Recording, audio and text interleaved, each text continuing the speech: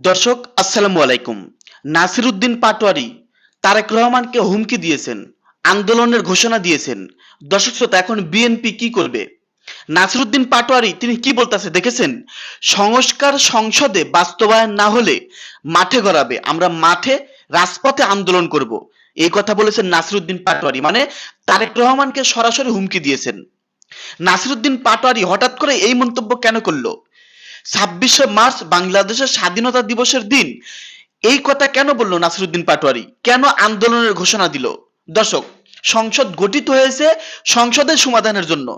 সংসদের সমাধান যদি না হয়, এটা পরবর্তীতে সরকার বিবেচনা করবে। কিন্তু নাসিরউদ্দিন পাটোয়ারি আন্দোলনের কথা কেন বলতেছে?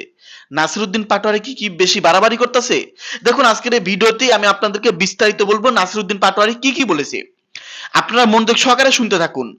সংসদের সংসদে বাস্তবায়ন না হলে মাঠে গড়াবে বলেছেন নাসিরউদ্দিন পাটোয়ারি।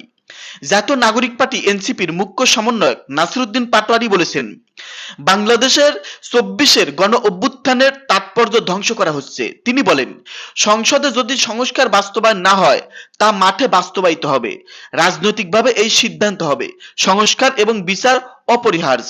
বৃহস্পতিবার স্বাধীনতা দিবসে সাভারের জাতীয় স্মৃতিসৌধে মহান মুক্তিযুদ্ধে আত্মত্যাগকারীদের প্রতি শ্রদ্ধা জানাতে এসে তিনি একথা বলেন। নাসিরউদ্দিন পাটোয়ারি বলেন, গতকাল শহীদ মিনারে জয় বাংলা স্লোগান দেওয়া হয়েছে। এখনো জুলাই হত্যাকাণ্ডের বিচার হয়নি। শহীদ পরিবার ও আহতদের ন্যায় বিচার আমরা দিতে পারিনি। এমন অবস্থায় জয় বাংলা স্লোগান সরকারের তত্ত্বাবধানে উচ্চারিত হওয়া আমাদের সন্দেহ বাড়াচ্ছে যে নির্বাচন ভারতের সঙ্গে কিছু ধরনের সমঝোতার মাধ্যমে হয়েছে। আমরা সরকারকে আহ্বান জানাবো এই প্রক্রিয়া থেকে সরে আসার জন্য। তিনি আরো বলেন, আমরা সরকারের ফাঁদে পা দেব না। সরকার দায়িত্ব নিয়ে আইন শৃঙ্খলা বাহিনী ব্যবহার করে যারা জয় বাংলা সন্ত্রাসী গোষ্ঠী হিসেবে কাজ করছে তাদের নিয়ন্ত্রণে আনবে। আওয়ামী লীগের সাথে যে সমঝোতা হয়েছে তা দেশের স্বার্থে হোক। পাটোয়ারি আরো বলেন, সরকারকে আহ্বান জানাচ্ছি, আওয়ামী লীগের বিচার এবং সংস্কার এই দুটি বিষয় বাস্তবায়ন করতে হবে। যদি তা না হয় আমাদের আবার মাঠে নামতে হবে। মানুষ এখনো প্রস্তুত, শুধু একটি সংকেতের অপেক্ষায়। তিনি অভিযোগ করে বলেন, নির্বাচনে ইঞ্জিনিয়ারিং হয়েছে। বিরোধী দলের সংসদে বক্তব্য রাখা সত্ত্বেও সরকারের মনোযোগ নেই। ভারতীয় চুক্তির বিষয়েও তারা কোনো পদক্ষেপ নিচ্ছে না।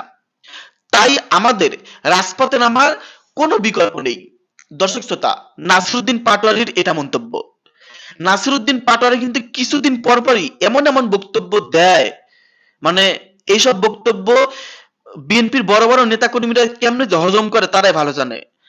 মির্জা আব্বাস তো মনে করেন হজম করতে না পেরে অসুস্থ হয়ে গেছে। যাই হোক, নাসিরউদ্দিন পাটোয়ারি এই বক্তব্যটা দিল, কি বলবো, কিছু বলার নাই। আসলে সেখানে তো আরো অনেক বড় নেতাও গিয়েছিল, নাহিদ ইসলাম গেছিল, আক্তার হোসেন, মানে সব কম বেশি সবাই গেছিল, জামাতের আমির সাহেব গেছিল একই সঙ্গে। কিন্তু তারা কিন্তু বক্তব্য দিয়েছে, কিন্তু এইভাবে আক্রমণাত্মক বক্তব্য দেয় নাই যেখানে নাসিরউদ্দিন পাটোয়ারি দিয়েছে।